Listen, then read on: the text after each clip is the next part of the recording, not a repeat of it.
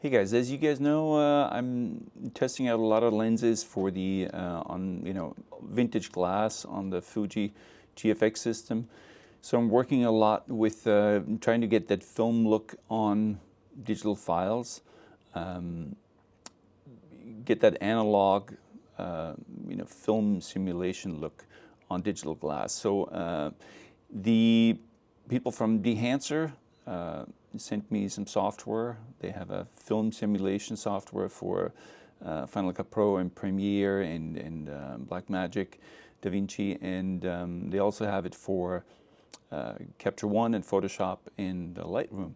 So I'm going to be looking today at the Capture One version, which actually happens to be they call it a Capture One plugin. It's actually pretty much a freestanding software that the file just gets opened up in the Dehancer app. And it really doesn't matter if that's from Capture One, Lightroom, or Photoshop. It's a little different in Photoshop because obviously you can work with layers and you can work with smart filters. I'm going to use it in Capture One, so it takes me a little bit out of my usual workflow because I try to do as much in Capture One as possible, especially when it comes to color. And right away, that's one of my first issues that I have with the software, that right now it seems to only work, or it's optimized for sRGB, which is not a color space that I usually work in. I print a lot of my work, so I try to get as much color as possible in the widest possible color space. So obviously, sRGB is not my first choice. I usually work in Adobe RGB or RGB Pro.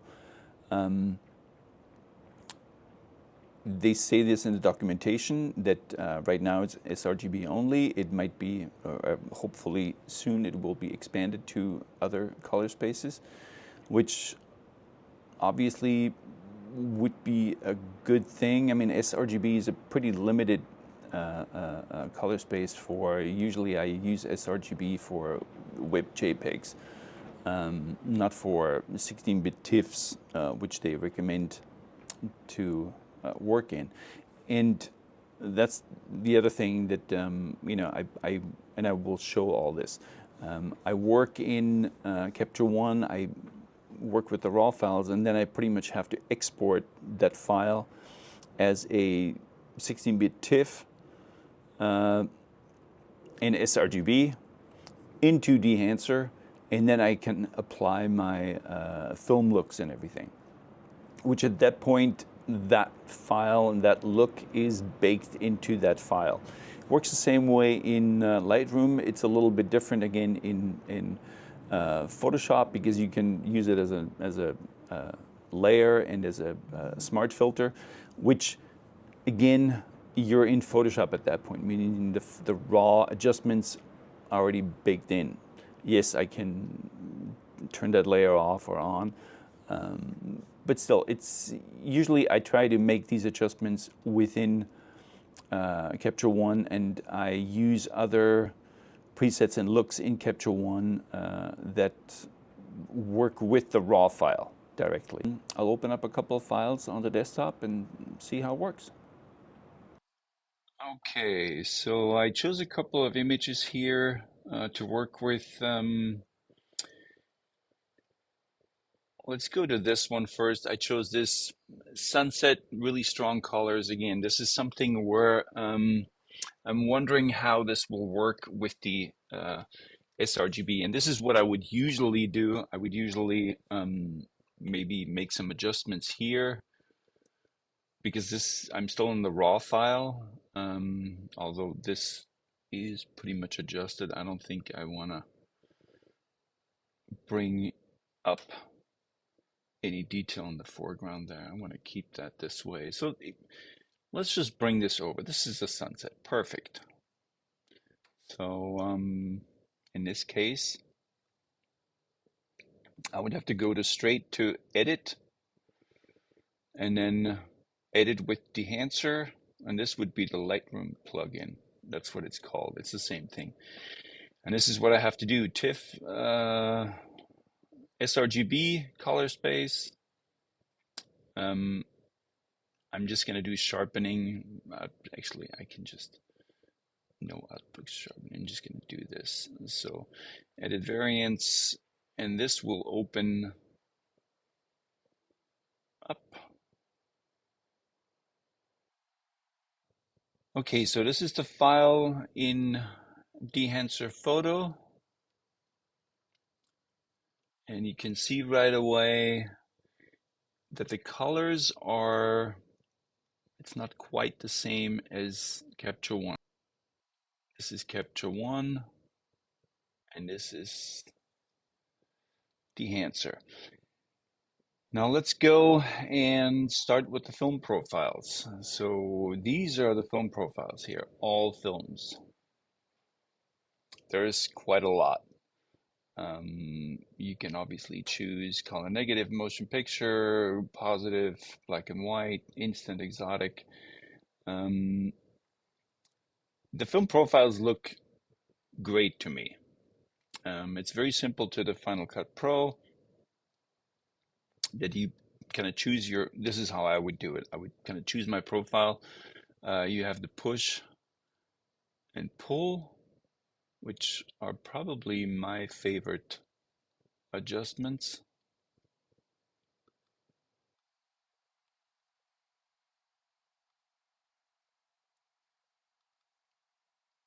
Double click resets. You have exposure compensation, basic stuff.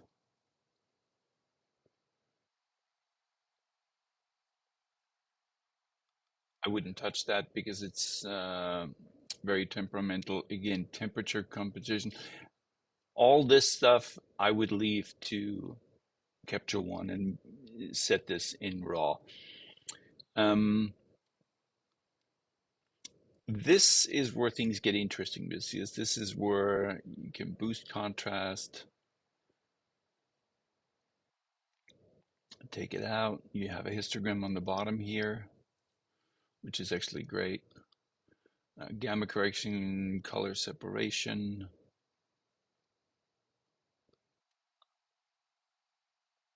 color boost. We have compression. I'm not sure.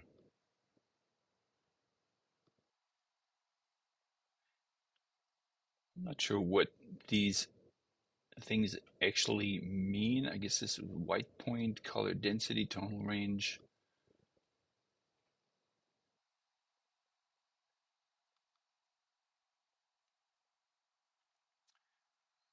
Black point, white point.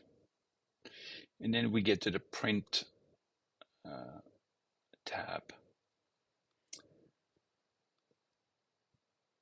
This would be linear. And as you guys can see,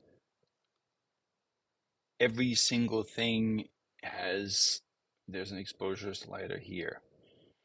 There are so many ways to adjust every single feature. It's just amazing. It's a rabbit hole. Let's go to a different film. I mean, I wouldn't obviously go to black and white for this. There's some films here. Astrum Color Negative. I have never heard of this film. Yeah, I like the way that there is previews here, so you can kind of get an idea what you're gonna get, and then Instax. Why not?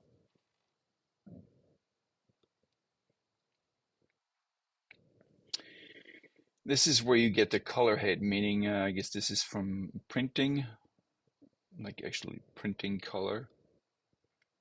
So you can adjust the color here. Again, it's unlimited shadow tone, which in this case, and where it gets really analog, film grain with an enormous amount of sliders and ways of doing this. Halation, bloom, and vignette.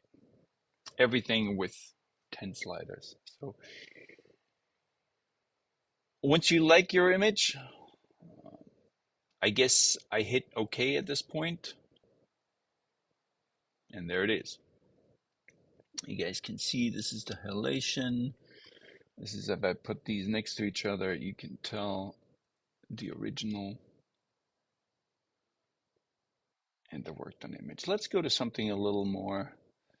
This is pretty plain stuff. There's greens in here. There's some blues in here.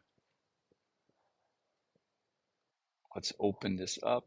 Edit with. Again, same thing.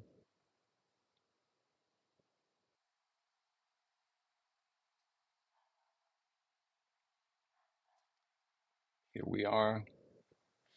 Now, as you guys can see, it always applies the last setting that was chosen. So this has a lot of halation, a lot of blooming.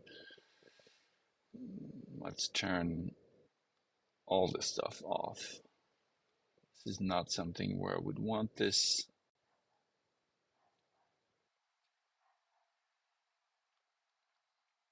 Film grain turned off. This might look interesting in black and white. Again, the films, the actual film simulations look great. I'm not 100% sure how this would print. Again, unlimited, pretty much unlimited options here. Contrast boost.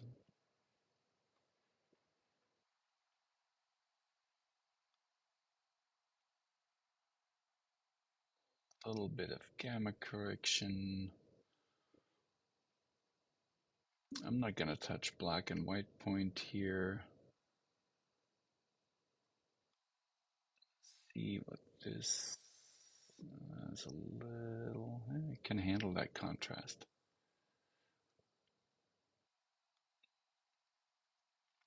Maybe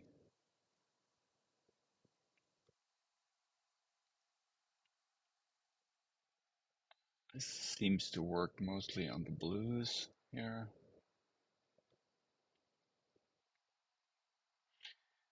And then obviously we can do all this. What does this do? Oh, this would be a, I have to click this on. Shadow tone. Does this do anything? Mid-tone? Yep, it does. This has a little, this definitely reacts slower. Okay, and then again we have grain, size, amount, anything you could possibly want. And halation to really mess things up, and bloom, and we're gone. Now this is something in. Now to take this out of here, I can, we can also, you can save these as presets. So you could make your adjustments, save them as presets. So you have the same one again. I'm just going to hit OK here. And it's here in Capture One again. Let's go to this one.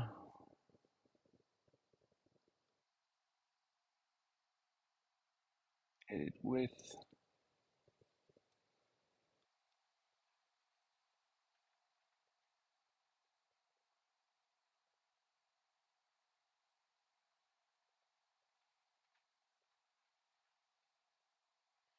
Again, it automatically applied all my last settings. I can turn this off here, but realistically, I think I would probably prefer to, let's see this, turn the grain off, probably turn the color head off, and turn the print off. And now I'm really just trying to look for Konica Minolta. Let's look at this one.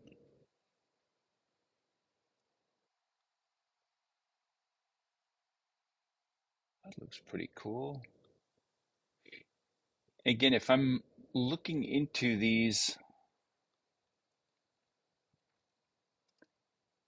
film simulations, look great. I mean, that does look really good. If I would use this, I would probably, so this is Prokudin Gorsky, 1906 experimental. Rollei CN 200. I like the Gorsky. Let's stay with that one. There's nice colors on this. I would probably go with a stronger look on this. I'm not even gonna worry about this too much. Let's see what the print does. You can reset all these settings right here and work from there. Again, color head, not liking this. This might be an image where I might add some grain. Let's go in here. This might be a little too much.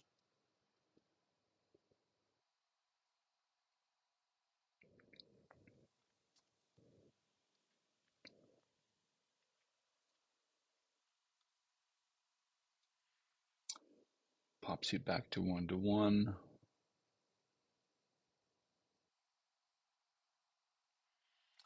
And again, baked in as that version.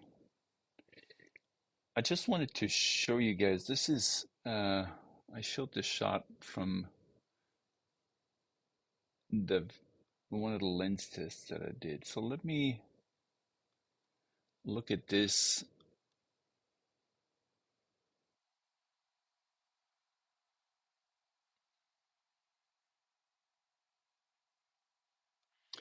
This is obviously an abstract shot. So this would be something where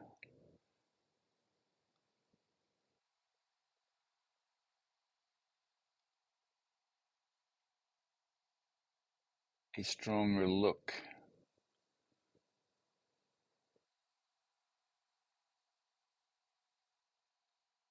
would be interesting.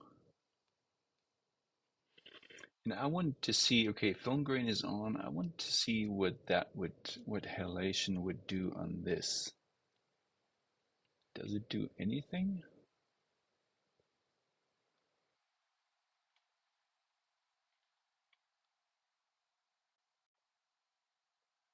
A little bit.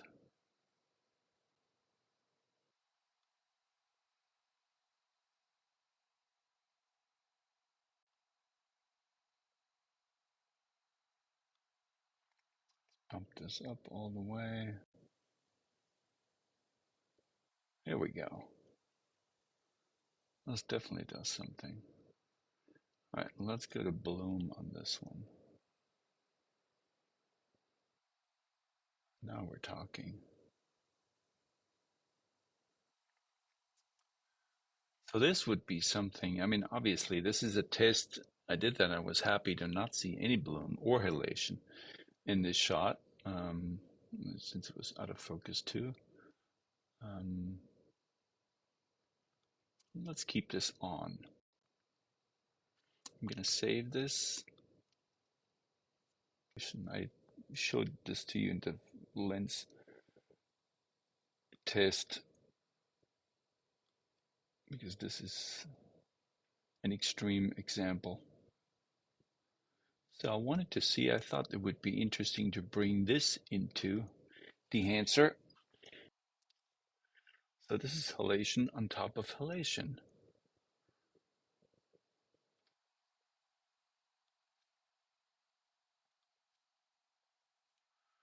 which actually, interestingly enough, it almost evens it out. Let me take the bloom and the highlightation off here.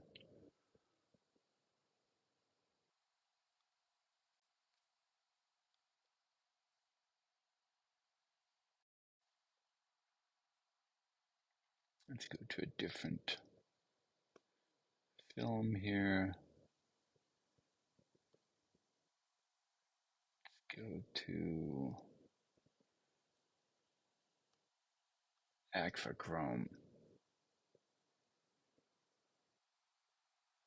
Oh wow. Okay.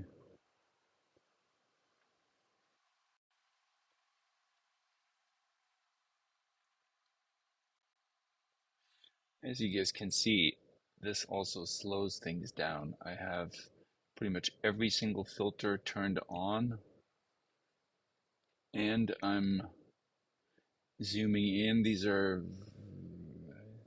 16-bit 100 megapixel files.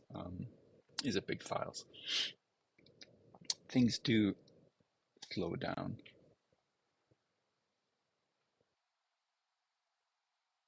Okay, so as you guys could see, it's an extremely powerful program. It does a lot of stuff. It does a lot of stuff really well. It will be a little bit limited for me and what I usually do with files. As you guys know, I shoot with the Fuji 100 megapixel files. I try to make them.